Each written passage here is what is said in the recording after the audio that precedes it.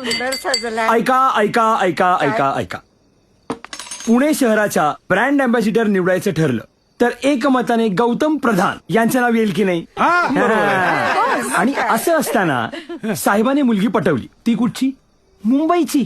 अरे काय म्हणायचं राव याला? याला ना एकच म्हणता येईल, ते म्हणजे प्रेम.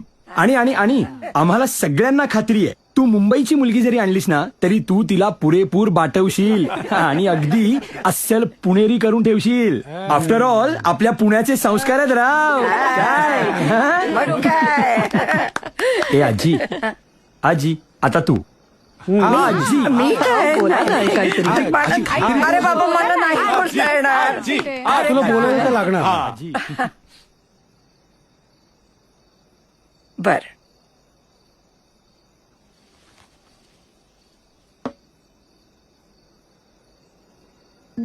मला ना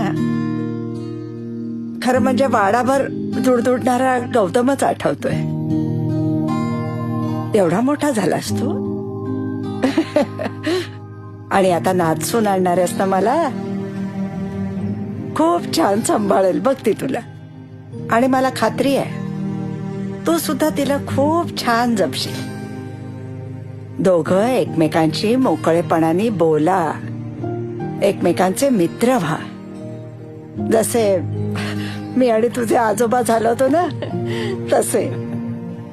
आणि तुला माहितीये लग्नाआधी मी यांना नावाने हाक सुद्धा मारायची नाही कधी, पण नंतर ए अमर अशी बिनधास्त हाक मारायची.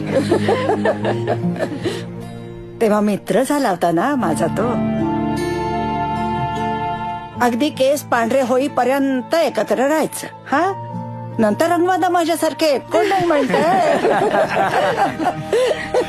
पण खूप खूप सुखाने संसार करा. हा